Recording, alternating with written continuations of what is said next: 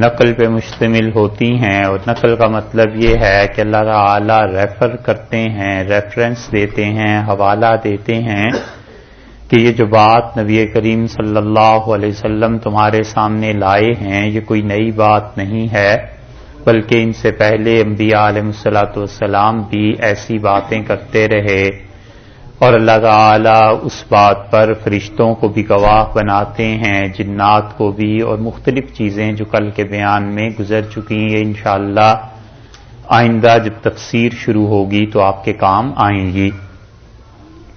تیسری چیز یہ عرض کی تھی کہ وحی کے ذریعے دلیل دی جاتی ہے، اور اللہ تعالیٰ صاف یہ کہتے ہیں کہ آپ انہیں کہہ دیجئے کہ اللہ نے مجھے اس کام کا حکم دیا ہے، اللہ نے مجھے اس کام سے روکا ہے۔ قل انی نہیت، آپ یہ کہہ دیجئے کہ میں اس کام سے روک دیا گیا ہوں۔ قل انی امرت، اور یہ کہہ دیجئے کہ اللہ نے میں اس کام کا حکم کیا گیا ہوں، یعنی اللہ نے مجھے اس کام کا حکم دیا ہے، اور اس کے لیے سب سے بڑی دلیل یہ ہے کہ یہ امر ربی ہے، اللہ تعالی کا حکم ہے۔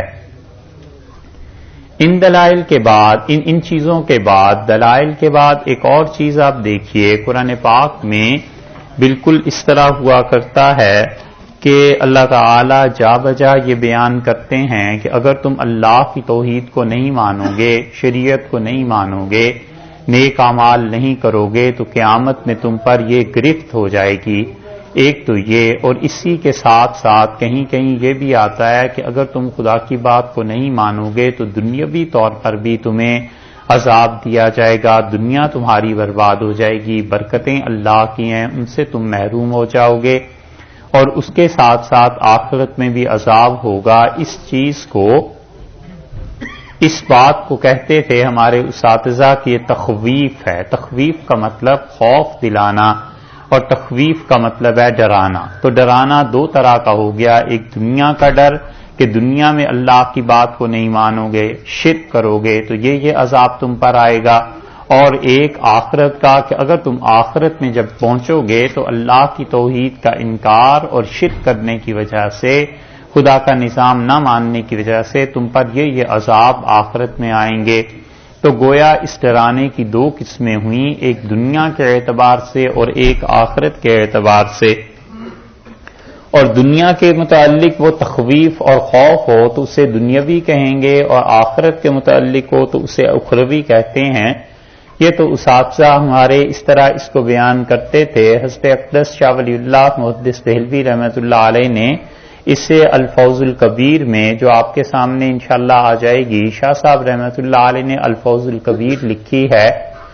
یہ کتاب ہے اپنے حجم میں چھوٹی سی، لیکن شاہ صاحب نے جو اصول بیان کیے ہیں وہ بہت بڑی چیزیں ہیں۔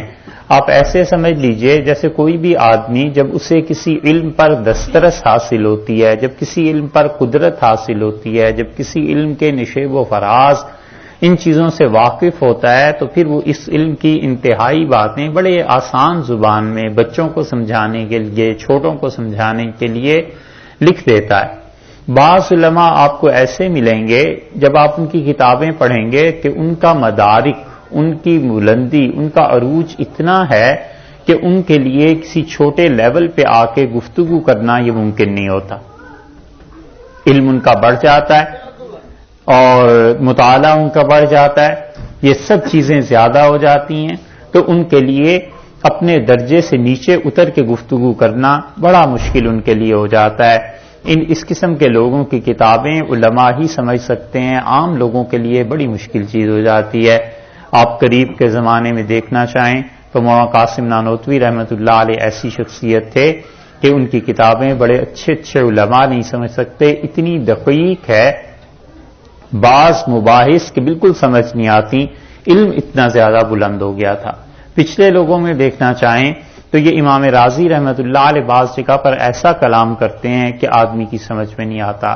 شریف رضی ایک تھے، رضی کا حوالہ کبھی کبھی آپ سنیں گے، اور اس انسان کو اللہ نے عربی لغت میں اتنا کمال دیا تھا کہ شاید اس آدمی کے بس میں یہ بات نہیں رہی تھی کہ اپنے لیول سے نیچے اتر کے گفتگو کرے۔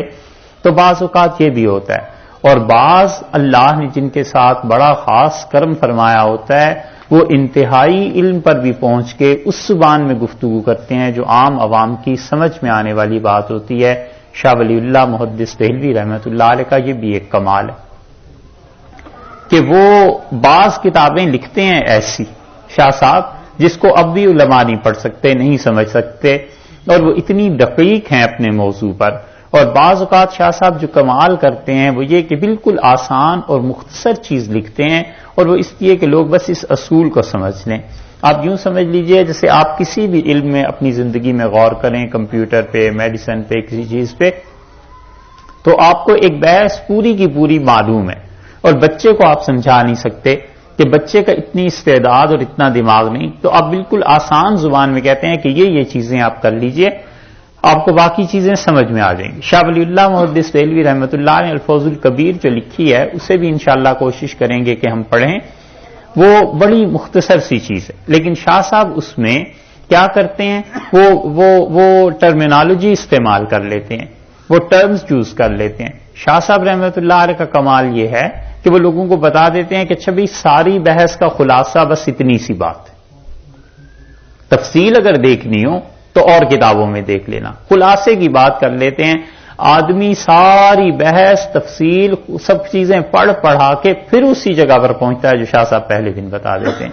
وہ پہلے ہی بتا دیتے ہیں کہ گلی بند ہے. اب یہ الگ بات ہے کہ آدمی کو چین اس وقت آئے جب ہاتھ لگا کے دیکھا ہے کہ واقعی گلی بند ہے، لیکن شاہ صاحب رحمۃ اللہ علیہ پہلے بتا دیتے ہیں کہ بھائی یہ اتنی سی بات.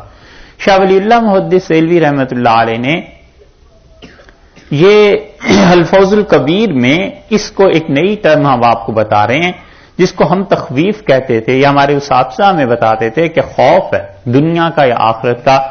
شاہ ولی اللہ رحمۃ اللہ علیہ کو پڑھیں گے تو وہ کہتے ہیں کہ تذکیر بایام اللہ، اللہ کے دنوں کی یاد کرنا.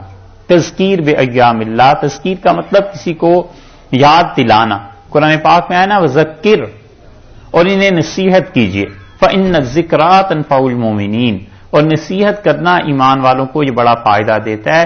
تو شاہ صاحب کہتے ہیں تذکیر کرنا یعنی یاد کرنا ان دنوں کو جن دنوں میں اللہ کا بڑا انعام ہوا، اللہ تعالیٰ کا بڑا احسان ہوا. یہ شاہ صاحب رحمۃ اللہ نے اپنے پاس سے ٹرم نہیں یوز کی، قرآن پاک میں بھی ایک جگہ آیا ہے. آپ 13ویں پارے میں سورہ ابراہیم دیکھیے، سورہ ابراہیم ہے 14 نمبر ہے اس کا.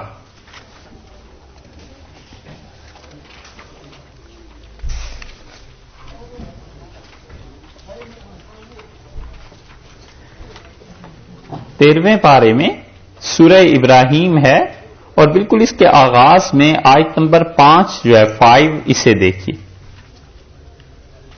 ٹھیک ہے، یہ ہے شاہ ولی اللہ رحمۃ اللہ علیہ کی اصطلاح. جہاں بھی اللہ تعالی کے انعامات کا دنیا کے تذکرہ آپ دیکھیں گے وہاں بس اتنا ہی کہہ دینا کافی ہو جاتا ہے کہ یہ ہے تذکیر بایام اللہ. تذکیر بایام اللہ کو شاہ صاحب نے اس آیت سے لیا ہے، 5ویں آیت سے سورہ ابراہیم 13واں پارہ.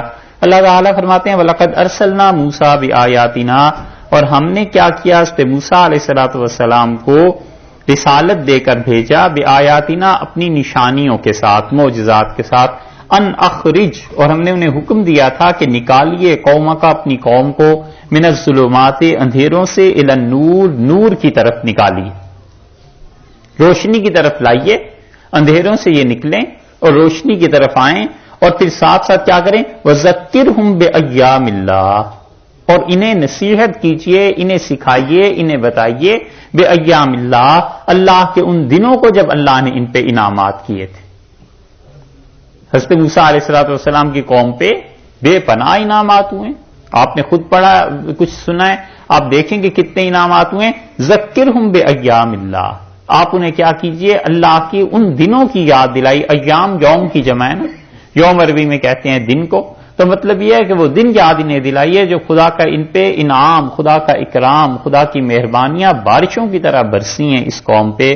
ان فی ذالک، اور ان دنوں میں لآیات، بڑی نشانیاں ہیں، لکل صبار شکور، اس آدمی کے لیے جو بڑے صبر کرنے والی قومیں ہوں اور اللہ کا شکر ادا کرنے والی قومیں ہوں، ان کے لیے بڑی نشانیاں ہیں. شاہ صاحب رحمۃ اللہ علیہ نے یہاں سے یہ اصطلاح اپنے لیے استعمال کی ہے، اور وہ کہتے ہیں کہ جن دنوں میں اللہ کا انعام ہوا ہو کسی قوم پر، اسے وہ کہتے ہیں کہ تذکیر بایام اللہ، ان دنوں کو یاد کرنا اللہ نے حکم دیا ہے اس کا.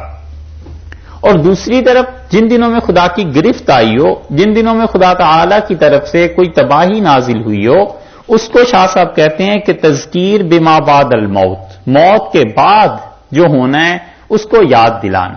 شاہ صاحب نے دوسری استعمال کی ہے اصطلاح بما بعد الموت، یعنی موت کے بعد اگلے جہان میں انسانوں کے ساتھ جو کچھ ہوگا اس کو یاد دلانا، اس کا خوف دلانا. تو یہ دونوں طرح کی چیزیں اللہ تعالی نے قرآن پاک میں کی ہیں. اس کے لیے آپ اگر دیکھنا چاہیں بڑی واضح مثال تو یہ سورہ مریم کو دیکھیں، 16ویں پارے میں اللہ تعالی نے دونوں چیزوں کا ذکر کیا ہے. 16ویں پارے میں سورہ مریم ہے اور آیت نمبر ہے اس کی 77 اور 19 سورہ ہے. دیکھیے آپ یہاں اللہ نے دونوں چیزوں کا ذکر کیا ہے. آپ کو ہماری باتیں سمجھ میں آ رہی؟ صحیح. اس لیے پوچھتے ہیں کہ اطمینان رہے کہ محنت ضائع نہ ہو اور آپ کا وقت ضائع نہ ہو، اور یہ پوچھتے بھی رہیں گے. 77 نمبر آیت ہے. خلاصہ ساری بات کا یہ جو ہم نے اب تک آپ سے کہا کہ اللہ تعالی لوگوں کو دو طرح سے اپنی طرف مائل کرتے ہیں. ایک انہیں ڈراتے ہیں، اور ڈر بھی دو طرح کا، دنیا کا اور آخرت کا. اور ایک اللہ انہیں خوشی کی باتیں یاد دلاتا ہے کہ دنیا میں ہمارا کیا کرم ہوا اور آخرت میں کیا کرم ہوا. یہ جو ہے نا آیات، یہ دنیا اور آخرت دونوں کی بڑی اچھی مثال ہے کہ اللہ نے کیسے گرفت کی ہے. 77 نمبر آیت ہے، اللہ فرماتے ہیں افرأیت الذی کفر بآیاتنا، آپ نے غور کیا ہے اس انسان پہ جس نے ہماری آیات کا کیا کیا؟ مذاق اڑایا، کفر انکار کیا، کفر کیا. وقالا اور کہنے لگا لأوتین مالا وولدا، بہت مال ہے میرے پاس، وولدا اور میری اولاد بھی بہت. اللہ کی نافرمانی کی، کفر کیا، اور غرور کس بات پہ تھا؟ اولاد پر اور مال پر. اس نے کہا ہمارے جیسا مال کس کے پاس ہو سکتا ہے، اتنی اولاد کس کی ہو سکتی ہے؟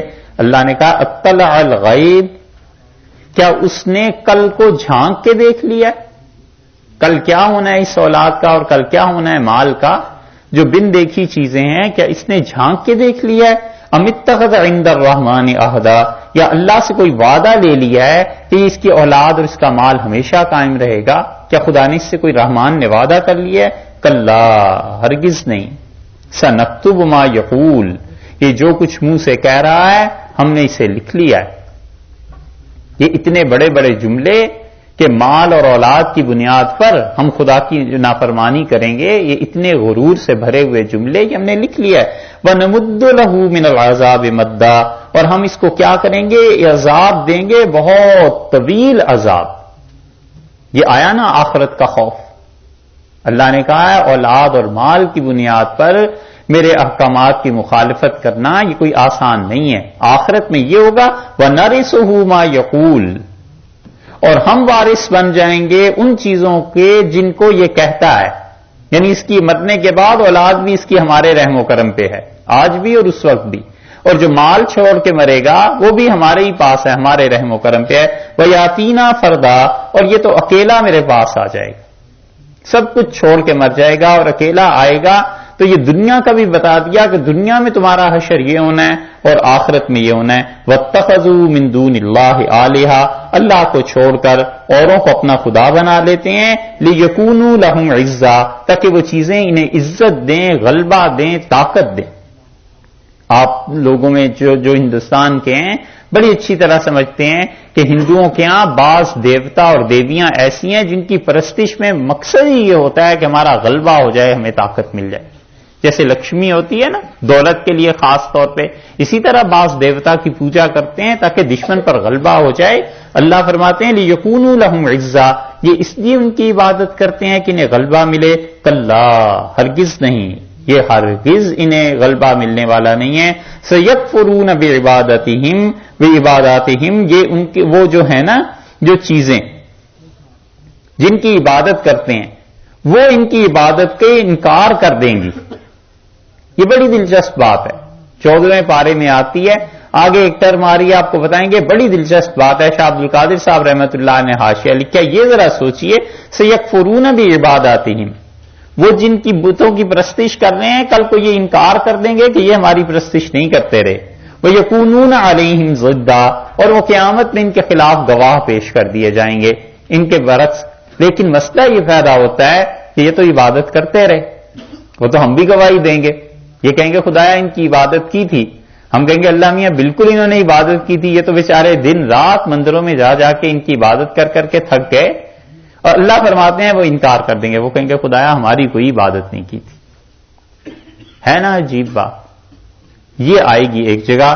یہ ایسی آیات میں سے ہے جنہیں قرآن پاک کی مشکل ترین آیات شمار کیا گیا ہے کہ وہ تو عبادت کرتے رہے، مسلمان بھی گواہی دیں گے، خود خدا گواہ ہے کہ عبادت کی، اور جن کی تھی وہ کہیں گے جی ہماری کوئی عبادت نہیں ہوئی ہے، ہمیں کسی نے نہیں پوچھا. آ جائے گی بات. یہ دیکھا آپ نے، یہاں سے صرف اتنا بتانا مقصود تھا کہ اللہ کو جو نہیں مانتے اللہ تعالیٰ دونوں طرح سے انہیں ڈراتا ہے، دنیا کے اعتبار سے بھی آخرت کے اعتبار سے بھی. اور جو مانتے ہیں انہیں دونوں طرح کی بشارتیں دیتا ہے، دنیا کی بشارتیں بھی دیتا ہے اور آخرت کی بشارتیں بھی دیتا ہے. آخرت کی بشارتیں تو بہت زیادہ ہیں. جنت کی جتنی چیزیں ہیں وہ آخرت کی بشارتیں ہیں، اس میں مجھے خیال ہے ریفرنس دینے کی کوئی ضرورت نہیں. آپ جانتے ہیں قرآن پاک میں بار بار آتی ہے جنت کی بشارت. وہ اور دنیا میں وہ بشارتیں کم آئی ہیں لیکن آئی ضرور ہیں.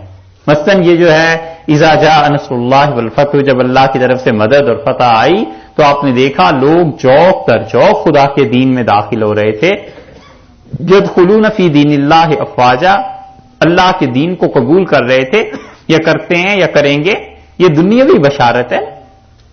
اور آخرت کی بشارت وہ اللہ تعالیٰ دیتے ہیں کہ انہیں جنت دیں گے، یہ انعام دیں گے، یہ انعام دیں گے. اس کے لیے آیات بہت زیادہ ہیں، آپ دیکھیں گے.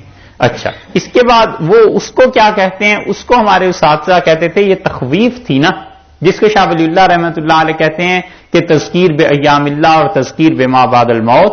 ہمارے اساتذہ اسے کہتے تھے تخویف ہے، خوف سے. آسان لفظ یوز کرتے تھے. اب اس سے بھی زیادہ آسان ہم کیا بولیں، خوف دلاتے تھے. اور دوسری بات وہ اس کے مقابلے میں جو ٹرمینالوجی یوز کرتے تھے وہ کہتے ہیں یہ تبشیر ہے، بشارت ہے، خوشخبری ہے. کہ دیکھو تبشیر، بشارت بھی دو طرح کی ہے، آخرت کی اور دنیا کی. دنیا کی تو یہ کہ تمہیں تمہارے دشمنوں پر غلبہ دے دیں گے، مکہ فتح ہو جائے گا، اسلام کا غلبہ ہو جائے گا.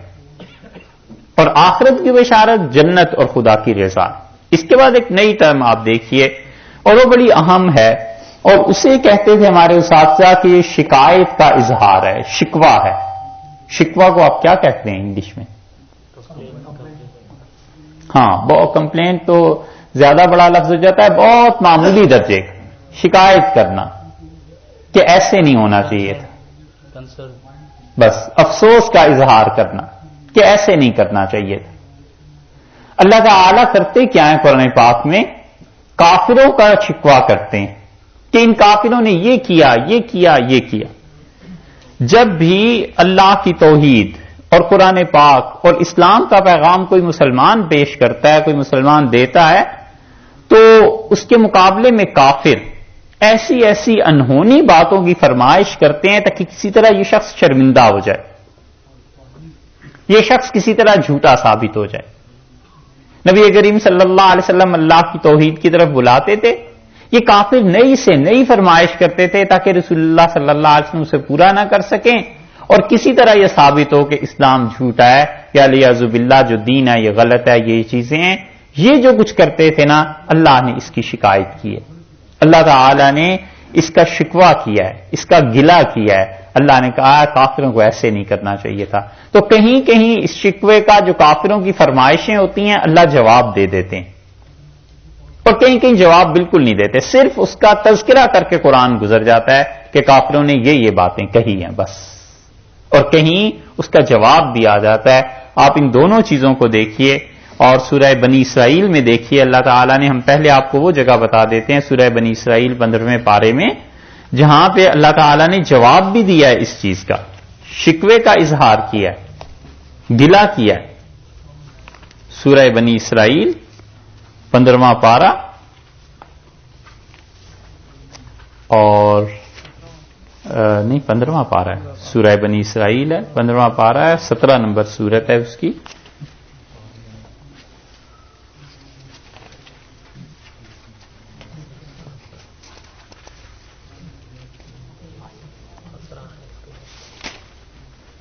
جی آیت نمبر اس کی آیت نمبر دیکھیے اس کی 90 نمبر 90 نمبر ملی جی. وقالو اور یہ کہتے ہیں کافر بالعموم. قرآن جب کافروں کا جملہ نقل کرتا ہے نا قالو سے کالا سے، کالا تو ایک آدمی نے کہا، قالو سب نے کہا، بالعموم شکوہ اور شکایت انہی الفاظ سے شروع ہوتی ہے بالعموم. وقالو اور یہ مطالبہ کرتے ہیں، کہتے ہیں لن نؤمن لک، اے محمد صلی اللہ علیہ وسلم ہم ہرگز تمہیں نہیں مانیں گے. قطعاً کوئی ماننے کا سوال ہی پیدا نہیں ہوتا. کب تک؟ حتی یہاں تک کہ تفجر لنا من الارض ینبوعا، تم زمین سے ایک چشمہ ہمارے لیے صحرا میں پیدا کر دو. یہ اللہ تعالیٰ نے کافروں کا جملہ نقل کیا ہے کہ ایسے ظالم ہو گئے ہیں کہ ہم نے سب کچھ انہیں دیا ہے اور دیکھو ہمارے نبی صلی اللہ علیہ وسلم سے کیسی باتیں کرتے ہیں کہ کسی طرح اسے غلط ثابت کریں. کالو کہتے ہیں ہم ہرگز تم پہ ایمان نہیں لائیں گے یہاں تک کہ تم زمین سے ایک چشمہ پیدا کر دو، او تکون لک جنتن یا تمہارے لیے خود کوئی باغ ہو. تم تو غریب آدمی ہو، تمہاری بات کیوں مانے؟ تمہیں اللہ پھر کوئی باغ کیوں نہیں دے دیتا؟ من نخیل جس میں کھجور کے درخت ہوں، وعنب اور انگوروں کی بیلیں ہوں، انگور کی بیلیں ہوں. فتفجر الانہار خلالہا تفجیرا، اور ایسا بڑا باغ ہو کہ اس کے درمیان میں بڑے بڑے دریا بہ رہے ہوں. اتنی بڑا باغ، اتنا بڑا رقبہ ایریا اللہ تمہیں کیوں نہیں دے دیتا؟ یہ چیزیں ہوں. او تسقط السماء، یا آسمان ہم پہ ٹوٹ پڑے. جب ہم تمہیں جھوٹا کہتے ہیں تو آسمان کیوں نہیں ٹوٹتا؟ کما زعمتا، جیسے کہ تم ہمیں ڈراتے رہتے ہو کہ میری مخالفت پر عذاب آ سکتا ہے خدا کا، تم خدا کے یہاں پکڑے جاؤ گے. تو جب ہم تمہیں جھوٹا کہتے ہیں تو کیوں نہیں خدا کا عذاب آتا؟ کما زعمتا علینا کسفن، ٹکڑے آسمان کے ٹوٹیں اور ہم پہ گریں.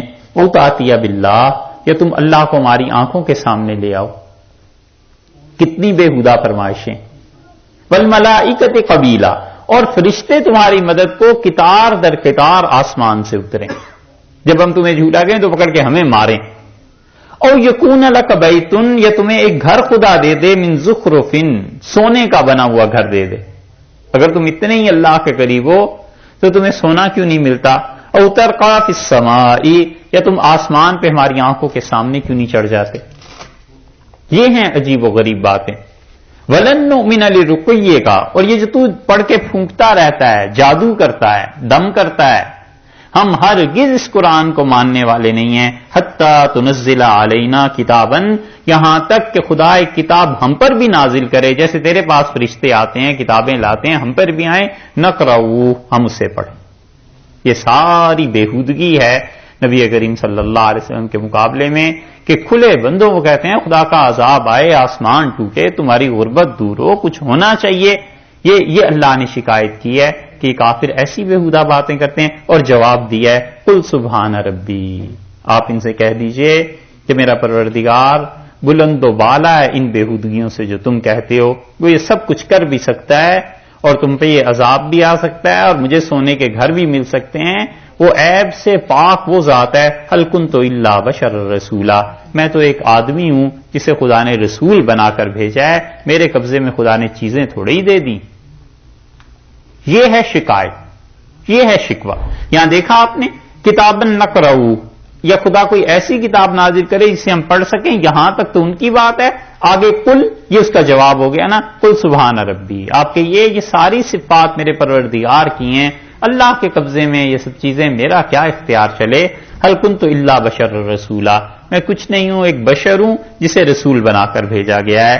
ایک یہ، اور بعض جگہیں ایسی ہیں جہاں پر اللہ تعالی کیا کرتے ہیں کہ اس کا کوئی جواب نہیں دیتے، صرف ان کا شکوہ نقل کر دیتے ہیں کہ شکوہ اور شکایت ان کی یہ ہے. یعنی وہ یوں کہتے ہیں کافر، اس کا کوئی جواب نہیں دیتے. مثلا آپ دیکھیے اس کے لیے سورہ حامیم سجدہ کو اللہ تعالی نے کافروں کا ایک قول نقل کیا ہے لیکن اللہ نے اس کا جواب نہیں دیا. حامیم سجدہ ہے یہ 21واں پارہ، 24واں، ہاں وہاں سجدہ ہے، 24واں پارہ ہے.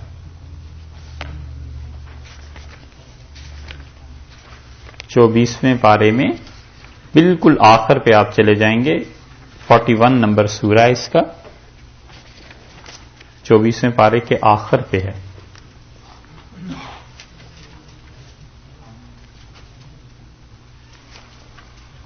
قالوا قلوبنا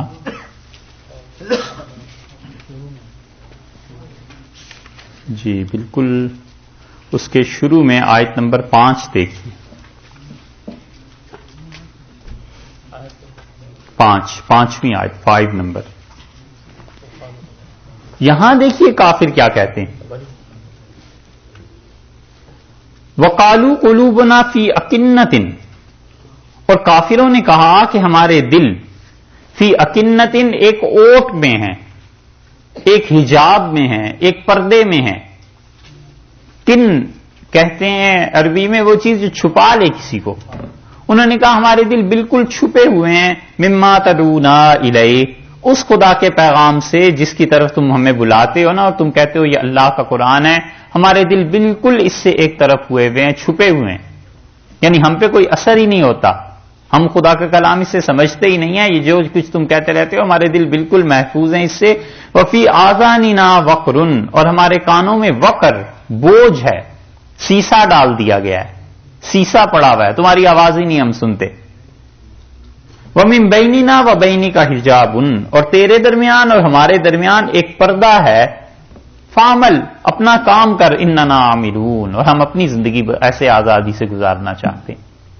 یہ اب بھی کتنے ہی کافر کہتے ہیں کہ انہوں نے کہا اللہ نے اس بات کی شکایت کی ہے کہ وہ کہتے ہیں کہ جو چیز تم ہمیں سنانا چاہتے ہو ہم سنیں گے ہی نہیں، ہمارے کان پہلے سے بند ہیں، اور ہمارے تمہارے درمیان پردہ بھی ہے، اور اسی طرح ہمارے دل بالکل محفوظ ہیں. اللہ نے کہا ہے کتنی بری بات، یعنی یہ کہتے ہیں مراد یہ ہے. یہاں پر فی الحال جواب نہیں دیا، اگلی آیت میں جواب آ گیا. قل انما انا بشر مثلکم، ان سے کہیے کہ میں تمہیں جیسا تو ایک آدمی ہوں. یوحا الیہ، میری طرف اللہ وحی کرتے ہیں. اللہ نے وحی کی ہے کہ انما الہکم الہ واحد، لوگوں تمہارا الہ، تمہارا خدا واحد ہے، اکیلا ہے، ایک ہے تمہارا خدا. فاستقیموا الیہ، اور ڈٹ جاؤ اس بات پر، پکے ہو جاؤ اس بات پر کہ اللہ ایک ہی ہے، ہم اس کے ساتھ قطعاً شرک نہیں کریں گے. واستغفروا، اور جو چیزیں ایسی پیش آ گئی ہوں گناہ کی، ان کی معافی اللہ سے مانگتے رہو، استغفار کرتے رہو. وویل للمشرکین، اور ان مشرکین پر، ان پر خدا کا عذاب ہے، تباہی ہے. الذین لا یؤتون الزکات، جو لوگ زکات ادا نہیں کرتے. وہم بالآخرۃ ہم کافرون، اور یہ لوگ آخرت سے بالکل منکر ہیں، آخرت کو مانتے ہی. کافروں کے دونوں جرم گنوائے ہیں. زکات ادا نہیں کرتے، مطلب یہ کہ مال اپنا خرچ کریں جس میں غریبوں کا فائدہ ہو، غریبوں کا بھلا ہو، وہ بھی نہیں کرتے. آخرت کا بھی انکار کرتے ہیں. ایسے مشرکوں کے لیے تباہی ہے. تم ڈٹ جاؤ اس بات پہ کہ اللہ ایک ہی ہے، ہم اس کے ساتھ شرک نہیں کریں گے، اور یہ جو کچھ کہتے ہیں اس کا بالکل پرواہ نہ کرو. یہ ہے اللہ تعالیٰ کیا کرتے ہیں، شکوہ ہے ان چیزوں پر. اور اسی طرح قرآن کریم میں ڈانٹ کی چیزیں بھی ہیں کہ اللہ تعالیٰ ڈانٹ دیتے ہیں کسی بات پہ کہ دیکھو یہ جو کچھ کہہ رہے ہیں یہ باتیں صحیح نہیں. ڈانٹ ایک تو پڑتی ہے ان کو جو کافر ہیں. یہ ایک نئی اصطلاح جس کو ہمارے اساتذہ کہتے تھے، یہ زجر ہے. زجر کا مطلب کیا ہے، ڈانٹ پڑنا.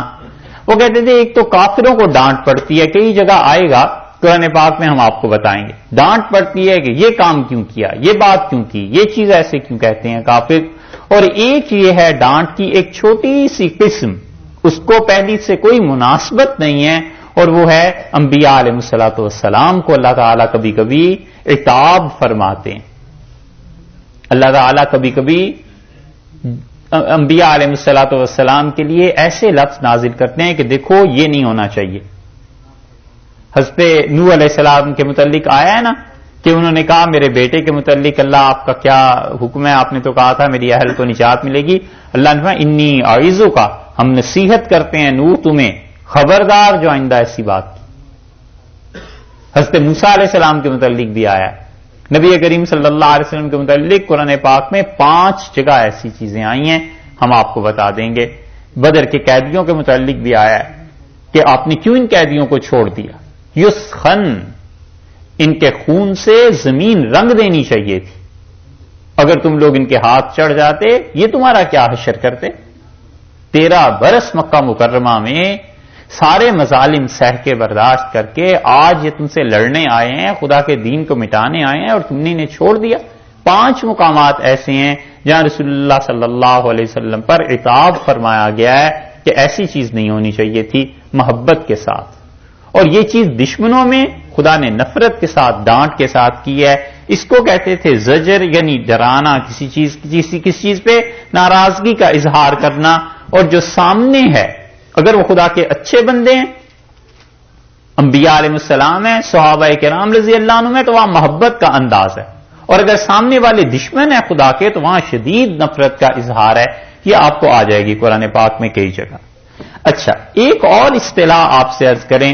اللہ اپنے بندوں کو تسلی دیتا ہے, کہتا ہے جو کچھ تمہارے ساتھ ہو رہا ہے نا یہ سب ہم دیکھ رہے ہیں, بس تسلی رکھو, خاطر جمع رکھو اور بالکل گھبراؤ نہیں. قرآن پاک میں کئی جگہ تسلی کی باتیں آئی ہیں. حقیقت میں جو انسان خدا کے دین کا کام کرتا ہے وہ کوئی آسان نہیں ہوتا. وہ اپنے ہاتھوں میں انگارے تھام لیتا ہے. دنیا اس کا مذاق اڑاتی ہے, لوگ اس کو برا بھلا کہتے ہیں. جب وہ گفتگو کرتا ہے خدا کی توحید پر تو مشرکین اس کے دشمن بن جاتے ہیں, شرک کرنے والے اس بیچارے کو تنگ کرتے ہیں. تو اللہ تعالیٰ اس موقع پہ تسلی دیتا ہے. اللہ کہتا ہے بالکل نہیں, آپ بے فکر رہیے, ایسی چیزیں نہیں ہیں. آپ اس کے لیے دیکھیں کئی جگہ پہ یہ چیزیں آئیں.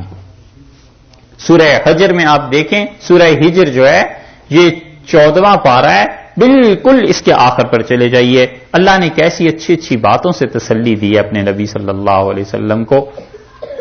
بالکل سورہ ہجر کے آخر پہ چلے جائیے. 15 نمبر سورت ہے اور 14 نمبر پارہ ہے.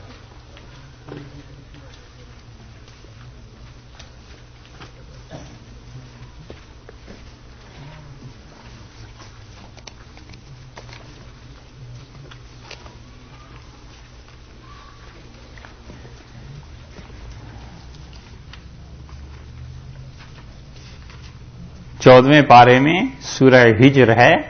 سورہ ہجر کے بالکل آخر پہ اگر آپ چلے جائیں گے تو وہاں پر آپ کو ملے گا, وہاں پہ آیت نمبر آپ دیکھیے 87.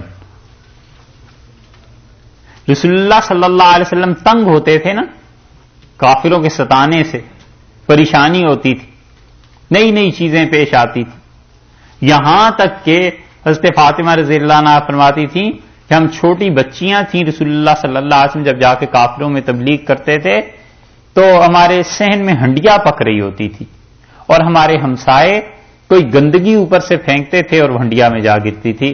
اور ایک دن بس زیادہ سے زیادہ میرے والد نے یہ کہا کہ رسول اللہ صلی اللہ علیہ وسلم پر جب اوپر سے ایسی چیزیں پھینکی گئیں تو جوتا بھی تھا, اسے اٹھا کر باہر لے آئے اور صرف اتنا فرمایا جا کر ان لوگوں سے کہ یہ کیسی ہمسائیگی ہے, تم میرے کیسے ہمسائے بن گئے. بس اس سے زیادہ کچھ نہیں. تو وہ جو تکالیف تھیں, وہ جو پریشانیاں دیکھنی پڑتی تھیں, اللہ نے اس پہ تسلی دی ہے. کئی جگہ قرآن پاک میں بڑی تسلی کے الفاظ آئے ہیں. یہ مقام آپ دیکھیے, ایک مثال اس کی کافی ہے. اللہ نے فرمایا جو لوگ آپ کو تنگ کرتے ہیں وَلَقَدْ آتَيْنَاكَ سَبْعًا مِّنَ الْمَثَانِي, ہم نے آپ کو 7 آیتیں دی ہیں جو بار بار پڑھی جاتی ہیں, بڑی انقلاب انگیز ہیں. والقرآن العظیم, اور ہم نے آپ کو یہ قرآن دیا ہے, یہ ہم نے بہت بڑا انعام کیا ہے. سبع من المثانی, 7 آیات جو بار بار پڑھی جاتی ہیں, یعنی فاتحہ. سورہ فاتحہ جیسی سورت ہم نے آپ کو دی ہے, ہم نے آپ کو قرآن دیا ہے. لا تمدن عینیک الی ما متعنا بہ ازواجا منہم, خبردار کبھی آنکھ اٹھا کر اپنی نہ دیکھیے ان چیزوں کو جو ہم نے رنگ برنگ چیزیں ان لوگوں کو دی ہیں, کافروں کو. ہم نے جو کچھ انہیں دنیا میں دیا ہے نگاہ اٹھا کر نہ دیکھیے کہ انہیں کیا کیا دیا گیا ہے. ولا تحزن علیہ, آپ اپنا دل نہ ان پہ جلائیے, آپ اپنے جی میں مت خفاؤ ان سے. آپ تصور کریں کہ کسی کو کسی سے محبت ہو اور دشمنوں نے تکلیف پہنچائی ہو تو یہ الفاظ ان زخموں پر مرہم کا کام کرتے ہیں یا نہیں. اللہ نے کہا ولا تحزن علیہم, آپ بالکل ان کا رنج اور فکر نہ کریں. آپ کے کرنے کا کام یہ ہے کہ وَخْفِضْ جَنَاحَكَ لِلْمُؤْمِنِينَ, آپ کے پاس جو ایمان والے آتے ہیں آپ ان کے لیے بچھ جائیے، آپ اپنے بازو اپنے شانے ان کے لیے پھیلا دیجئے، ان کے ساتھ محبت سے پیش آتے رہیے، ان کافروں کو آپ چھوڑ دیں۔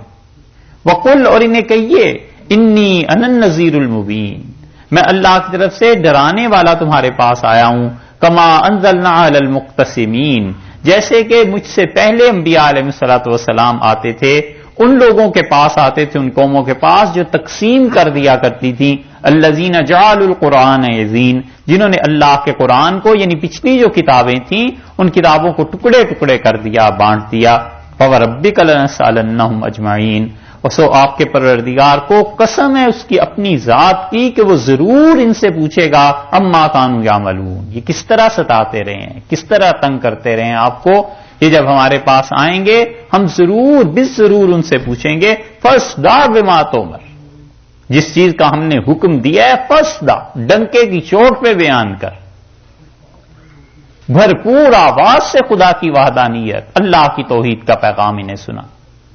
آپ اپنے مشن کو بالکل مت چھوڑیں، فاصدع، پوری قوت سے لوگوں تک پہنچاؤ میری بات، جس چیز کا ہم نے حکم دیا ہے، وَأَعْرِضْ عَنِ الْمُشْرِكِينَ، اور جو لوگ شرک کرتے ہیں اپنا منہ پھیر لے ان سے، ان کی پرواہ نہ کر، اِنَّا كَفَيْنَاكَ الْمُسْتَهْزِئِينَ، ہم بہت کافی ہیں آپ کو ان لوگوں کے مقابلے میں جو آپ کا مذاق اڑاتے ہیں، ہم جو ہیں ہم کافی نہیں ہیں، ہم بہت کافی ہیں ان کے مقابلے میں جو آپ کا مذاق اڑاتے ہیں۔ ان ظالموں کو مذاق اڑانے کی ضرورت ہوئی؟ الذین یجعلون مع اللہ الہا آخر، انہوں نے اللہ کے علاوہ اور بہت سے خدا بنا لیے ہیں۔ فسوف یعلمون، ان قریب انہیں پتا چلے گا کہ اللہ کے ساتھ شرک کرنے کا کیا گناہ ہوا۔ وَلَقَدْ نَعْلَمُ، دیکھیے کیسی تسلی سے بھری ہوئی آیت ہے، وَلَقَدْ نَعْلَمُ، اور ہمیں خوب معلوم ہے، انک یضیق صدرک، آپ کا سینہ بڑا تنگ ہوتا ہے، بما یقولون، جب یہ لوگ طرح طرح کے الزامات آپ پر لگاتے ہیں، آپ کے خلاف باتیں کرتے ہیں، ہمیں معلوم ہے آپ کا سینہ بڑا تنگ ہوتا ہے، جی گھٹتا ہے ان کافروں اور مشرکوں کی باتیں سن کے۔ جب ایسے ہو جائے تو آپ یہ کیجئے فسبح بحمد ربک، اپنے پروردگار کی تسبیح میں لگ جائیے، اپنے رب کی حمد بیان کیجئے۔ وَقُم مِّنَ السَّاجِدِينَ، میرے سامنے سجدے کرتے رہا کیجئے، بالکل پرواہ نہ کریں ان کافروں کی، ہم ضرور ان سے پوچھیں گے۔ وَاعْبُدْ رَبَّكَ حَتَّىٰ يَأْتِيَكَ الْيَقِينُ، اور عبادت کرتے رہیے اپنے پروردگار کی یہاں تک کہ موت آ جائے، موت تک خدا کی عبادت کرتے رہیے۔ یہ دیکھو رسول اللہ صلی اللہ علیہ وسلم کو کہا ہے کہ جب تک یقین سے مراد موت ہے، یعنی یقینی ایک کیفیت ہے نا موت کی، اس سے بڑا یقین کیا ہے، اس وقت تک عبادت کرتے رہیے۔ اس لیے جو لوگ یہ کہتے ہیں کہ عمر میں بزرگوں کے کوئی ایسا حصہ آتا ہے جب عبادت خدا کی معاف ہو جاتی ہے، یہ جھوٹ ہے۔ اگر کسی سے معاف ہوتی، اس ہستی سے معاف ہو جاتی۔ اللہ نے کہا وَاعْبُدْ رَبَّكَ حَتَّىٰ يَأْتِيَكَ الْيَقِينُ، اور اپنے رب کو پکارتے رہیے یہاں تک کہ یقین موت آ جائے، بس اللہ کو یاد کرتے رہیے۔ ہمیں خوب معلوم ہے کہ آپ کا سینہ بڑا تنگ ہوتا ہے جب لوگ آپ کو تانے دیتے ہیں، جب کوئی غریب کہتا ہے، جب کوئی کہتا ہے یہ کام کر دو، جب کوئی کہتا ہے تمہیں اللہ نے کیوں بھیج دیا، جب آپ کو توحید کے اللہ کی وحدانیت کی پکارنے پہ، کہنے پہ، بلانے پہ مشرکین مکہ تنگ کرتے ہیں تو سینے میں تنگی پیدا ہوتی ہے نا، تکلیف اور دکھ محسوس ہوتا ہے۔ ہم خوب ان چیزوں کو جانتے ہیں، آپ چھوڑیے ان کو، آپ ہماری عبادت کیا کیجیے، آپ میرے سامنے سجدہ کیا کیجیے۔ یہ ہے تسلی جو اللہ تعالی نے دی۔ اس لیے جہاں جہاں یہ آیات آئیں گی قرآن میں ہم آپ کو بتائیں گے کہ یہ دیکھو تسلی ہے بس، تو اس سے آپ سمجھ سکتے ہیں خود ہی کہ اس سے کیا مراد ہے۔ ایک چیز یہ ہے، 3 کام ایسے ہیں، یہ ایک نئی ٹرم آپ کو بتائیں، جو مصلحت کی خاطر، اصلاح کی خاطر ہیں، مصلحت تو نہیں اصلاح کی خاطر ہیں، اور انہیں امور مصلحہ کہتے تھے۔ شاہ ولی اللہ صاحب رحمۃ اللہ نے بھی اس کا تذکرہ کیا ہے۔ 3 کام ایسے ہیں قرآن پاک میں، یہ کئی جگہ آ جاتے ہیں اور آگے پیچھے اس کا کوئی ربط محسوس نہیں ہوتا، پتہ نہیں چلتا کہ یہ آیت کیوں آ گئی ہے۔ آپ جب خود قرآن پاک کبھی پڑھیں یا اس کا ترجمہ پڑھیں تو آپ کو حیرت ہوگی کہ چلتے چلتے بات کچھ چل رہی تھی، یہ اللہ تعالیٰ نے درمیان میں کیا کر دیا ہے۔ ہوتا دراصل یہ ہے کہ بات تو واقعی کوئی اور چل رہی ہوتی ہے، درمیان میں یہ جو 3 قسم کی چیزیں آتی ہیں، یہ 3 کام ایسے ہیں جو ایمان والوں کی اصلاح کے لیے ہیں، کہ دیکھو اللہ کی توحید اور رسول اللہ صلی اللہ علیہ وسلم کے تعلق ان سب چیزوں کے باوجود 3 کاموں سے کبھی بھی غفلت نہ کرنا. ان 3 کاموں میں اللہ تعالیٰ کبھی کبھی چلتے چلتے سارے سلسلہ کلام کو چھوڑ کے نماز پہ آ جاتے ہیں کہ نماز پڑھتے رہنا، پھر دوسری بات شروع کر دیتے ہیں. ایک جگہ آپ کو ملے گا کہ ساری بات کوئی اور چل رہی ہے، درمیان میں اللہ تعالیٰ کہتے ہیں روزے رکھتے رہنا، پھر آگے بات شروع کر دیتے ہیں کوئی اور. ایک جگہ یہ بھی مل جائے گا، بلکہ 2-3 جگہ مل جائے گا کہ بات کوئی اور چل رہی ہے، اور ان ساری بات کو چھوڑ کے اللہ فرماتے ہیں حج عمرہ یہ کرتے رہنا، پھر کوئی اور بات شروع کر دیتے ہیں. یہ 3 کام ایمان والوں کی طبیعت کے لیے ہیں، ایمان والوں کو ٹھیک رکھنے کے لیے ہیں کہ دیکھو کافروں کے ساتھ کشمکش میں، اللہ کی توحید میں، قرآن کو پھیلانے میں، اسلام کا پیغام دینے میں کہیں یہ ایسے نہ ہو جائے کہ نماز سے غفلت ہو جائے، کہیں ایسے نہ ہو جائے کہ تم حج نہ کرو، کہیں ایسے نہ ہو جائے کہ روزے سے گھبرا جاؤ. اپنی طبیعت ٹھیک رکھنا چاہتے ہو، یہ 3 کام کرتے رہنا. آپ کو صرف ایک مثال اس کی دے دیتے ہیں. دوسرے پارے میں سورہ بقرہ میں دیکھیے، آیت نمبر ہے اس کی 240، 240 نہیں 237 نمبر دیکھیے، 237 سورہ بقرہ میں.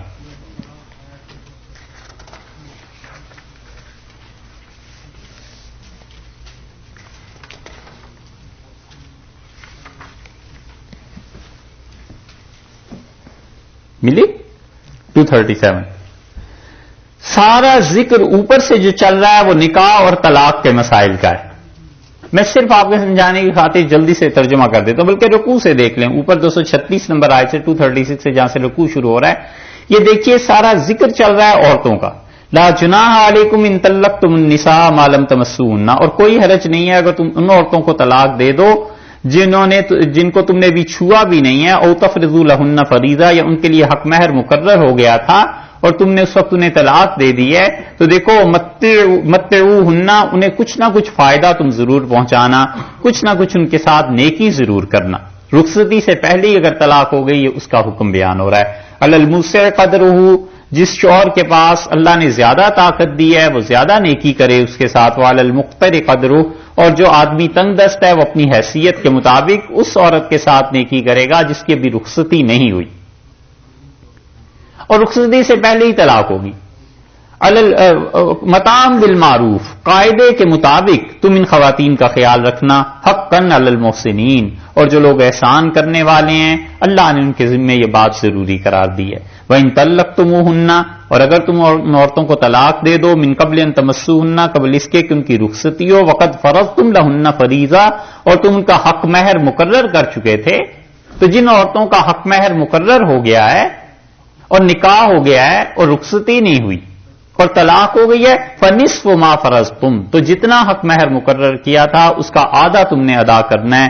الا، سوائے اس صورت کے کہ ان یعفون، وہ لوگ معاف کر دیں، او یعفو الذی بیدہ عقدۃ النکاح، یا وہ آدمی معاف کرے جس کے ہاتھ میں نکاح کی ڈوری ہے، وہ معاف کر دے تو اس کا حق مہر معاف ہو جائے گا، وگرنہ تم نے آدھا حق مہر ادا کرنا ہے. وَإِن تعفوا، اور اگر تم اس بات سے درگزر کرو، اقرب للتقوی، یہ تقوی کے بہت قریب ہے. وَلَا تَنْسُوا الْفَضْلَ بَيْنَكُمْ، اور طلاق اس صورت میں ہو جائے گی مگر دیکھو اس کے باوجود آپس میں ایک دوسرے سے نیکی کرتے رہنا، اپنے خاندانوں کو الگ نہ کرنا. ان اللہ بما تعملون بصیر، اللہ جو کچھ تم اعمال کر رہے ہو اس کو دیکھ رہا. عورتوں کی بات آ گئی، نکاح کی بات آ گئی، طلاق کی بات آ گئی. اگلی آیت دیکھو، حافظوا علی الصلوات، اور نمازوں کو پابندی سے ادا کرنا. ہے نا عجیب بات. والصلاۃ الوسطی، اور درمیان والی نماز، خاص طور پہ درمیان والی نماز کا خیال رکھنا. وقوموا للہ قانتین، اور اللہ کے سامنے کھڑے رہو ادب کے ساتھ. فإن خفتم فرجالا، اور کبھی کسی موقع پر تمہیں ڈر ہو کہ نماز نہیں پڑھ سکو گے تو فرجالن، چلتے چلتے نماز پڑھ لینا، اور رکبانن، بیٹھ کے نماز پڑھ لینا سواری پر. فإذا امنتم، اور جب تمہیں وہ خوف کی حالت ختم ہو جائے، امن ہو جائے، فاذکروا اللہ، تو اللہ کو یاد کرو، یعنی نماز پڑھو. کما علمکم، جیسے اللہ نے نماز تمہیں سکھائی ہے. ما لم تکونوا تعلمون، اور پہلے تم نماز کو نہیں جانتے تھے، ہم نے تمہیں سکھایا. والذین یتوفون منکم، اور جو تم میں سے لوگ وفات پا جائیں. ویذرون ازواجا، اور ان کی بیویاں رہ جائیں پیچھے. وصیۃ لازواجہم، مناسب یہ ہے کہ کہ وہ شوہر اپنے گھر والوں کو اس بات کی وصیت کریں کہ متاعن میری بیوی کو اس گھر میں میرے بعد رہنے دینا، الی الحول 1 سال تک، غیر اخراج اور اسے میرے گھر سے نہ نکالنا، فإن خرجنا اور اگر عورت اس گھر کو چھوڑ دے، خود نکل جائے، فلا جناح علیکم تو کوئی گناہ نہیں ہے، فیما فعلن فی انفسہن جو کچھ بھی خواتین اپنے بارے میں فیصلہ کریں اللہ کی طرف سے کوئی ان پہ پکڑ نہیں ہے، من معروف اور یہ قاعدے کے مطابق ہونا چاہیے، واللہ عزیز حکیم اور اللہ بڑا غالب ہے اور حکمت والا ہے، وللمطلقات اور طلاق ہو جائے جن عورتوں کو متاع بالمعروف ان کے ساتھ بھی نیکی کرنا، حقا المتقین متقی لوگوں کے لیے یہ ضروری۔ آگے پیچھے جتنی آیات پڑھیں یہ سب عورتوں کے مسائل، طلاق کے، نکاح کے، درمیان میں 2 آیتیں لے آئے نا، تو آدمی جب انہیں پڑھتے پڑھتے یہاں پہنچتا ہے تو عجیب سا محسوس ہوتا ہے کہ اس میں نماز کا اب کیا تذکرہ آ گیا۔ ایسے ہی آپ دیکھیں گے حج کو بھی، اور ایسے ہی آپ دیکھیں گے عمرے کو اور حج کو، اور تیسری چیز روزے کو بھی آپ ایسے ہی دیکھیں گے۔ قرآن کوئی اور بات کر رہا ہے، یہ عورتوں کی بات ساری چل رہی، نکاح طلاق کے درمیان میں کہتا ہے نماز ضرور پڑھنا۔ دیکھو نماز سے غفلت نہیں ہونی چاہیے، مطلب یہ ہے کہ تمہیں خدا کے ساتھ تعلق کا احساس رہے اور تمہیں اطمینان، یعنی اپنی طبیعت تمہاری مطمئن رہے۔ بات کوئی اور چل رہی ہے کسی جگہ پر، درمیان میں کہتا ہے اور حج کرتے رہنا، عمرہ کرتے رہنا، حج کے یہ فرائض ہیں تمہارے لیے۔ بات کچھ اور ہے تجارت کی، کسی چیز کی، کہ تجارت میں ایسے نہ ہو جائے، ایسے نہ ہو جائے، یہ سود ہو جائے گا۔ مثال دے رہا ہوں کہ فرض کر لو درمیان میں آ جائے گا اچھا روزے رکھتے رہنا، روزہ تمہارے لیے ضروری ہے، تو آدمی حیران ہوتا ہے کہ قرآن نے یہ کیا کہا ہے۔ اصل میں یہ تینوں کام قرآن نے اس لیے بیان کیے ہیں کہ ایمان والے جہاں آپ اپنی زندگی شریعت کے مطابق گزاریں گے، 3 چیزیں ایسی ہیں جو ان کو صحیح راہ پر رکھیں۔ اسی وجہ سے شاہ ولی اللہ محدث دہلوی رحمۃ اللہ علیہ کا لکھا ہے کہ دنیا کے کسی خطے میں بھی تم رہو، تمہارے لیے اگر اپنے آپ کو ٹھیک رکھنا ہے تو یہ ضروری ہے ہمارے لیے کہ ہم بار بار بیت اللہ کی حاضری دیتے رہے۔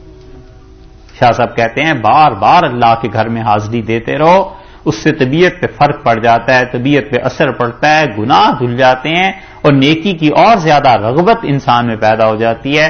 فرماتے ہیں ہم جہاں بھی رہیں ہمارے لیے ضروری ہے کہ خدا کے گھر کا طواف، حج، عمرہ یہ ہم لوگ کرتے رہیں۔ یہ ایک چیز تھی، اس کو ہمارے اساتذہ کہتے تھے کہ یہ ہے اصلاح کے لیے۔ ایک چیز اور آپ دیکھیے، اسی طرح یہ ہوتا ہے، اسی سے ملتی جلتی چیز، اسے کہتے تھے کہ اللہ تعالیٰ اس میں اپنی بات کو داخل کر دیتا ہے۔ بات یہاں بھی یہی ہے نا، کوئی اور بات ہو رہی، درمیان میں نماز آئی، پھر کوئی اور بات شروع ہو گئی۔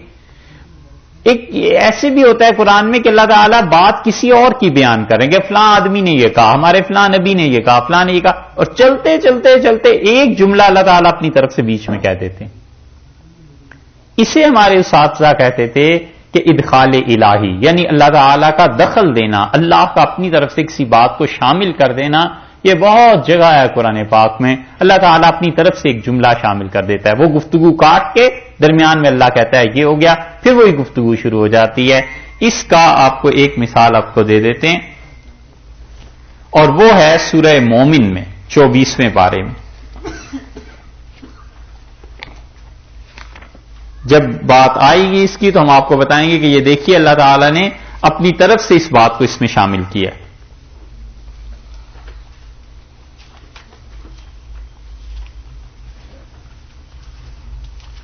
سورہ مومن 40 نمبر سورت ہے اور 24واں پارہ ہے، 24 نمبر۔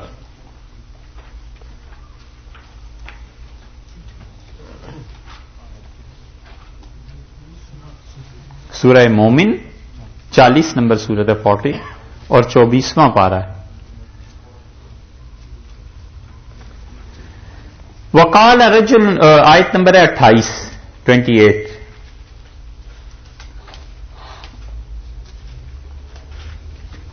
آپ دیکھیے اس آیت کو ذرا غور سے، آپ کو اندازہ ہوگا کہ اللہ تعالیٰ بیچ میں ایک جملہ اپنی طرف سے شامل کر دیتے ہیں۔ اگر تفسیر نہ ہونا پڑی ہوئی تو پھر آدمی اس کا اندازہ نہیں کر سکتا۔ یہ دیکھنا چاہیے کہ کون سا جملہ اللہ کا ہے اور کون سا جملہ کسی اور کا ہے۔ وقال رجل مومن من آل فرعون، 28 نمبر 28 نمبر آیت ہے، 40 نمبر سورت ہے اور 24واں پارہ ہے۔ وقال رجل مومن من آل فرعون، اور فرعون کی آل میں سے کون بولا؟ ایک آدمی جو ایمان لے آیا تھا۔ فرعون کی آل میں ایک آدمی جو ایمان لے آیا تھا وہ کہنے لگا یکتم ایمانہ، اس نے اپنے ایمان کو چھپایا ہوا تھا.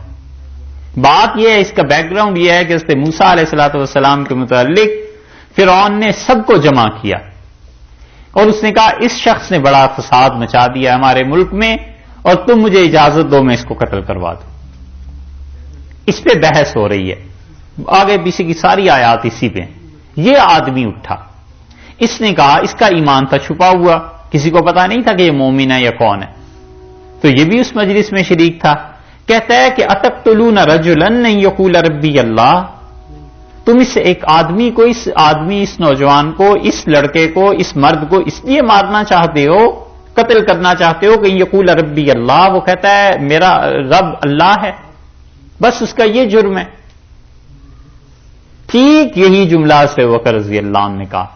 رسول اللہ صلی اللہ علیہ وسلم صحیح بخاری میں آیا ہے کہ بیت اللہ میں آئے اور نماز پڑھ رہے تھے اور مشرکین مکہ میں سے کسی نے رسول اللہ صلی اللہ علیہ وسلم گردن میں چادر ڈال کے کھینچا تو نشانات گردن پہ پڑ گئے اور انہوں نے اور بھی بدتمیزی کی کوشش کی تو اس سے بکر رضی اللہ عنہ آگے بڑھے اور انہوں نے ہٹایا ان کافروں کو اور ان کا تقتلون رجلا ان یقول ربی اللہ، بس اس آدمی کو اس لیے تم مارنا چاہتے ہو کہ یہ کہتا ہے اللہ میرا پروردگار ہے، بس اس کا یہی جرم ہے اور کیا قصور ہے اس غریب کا.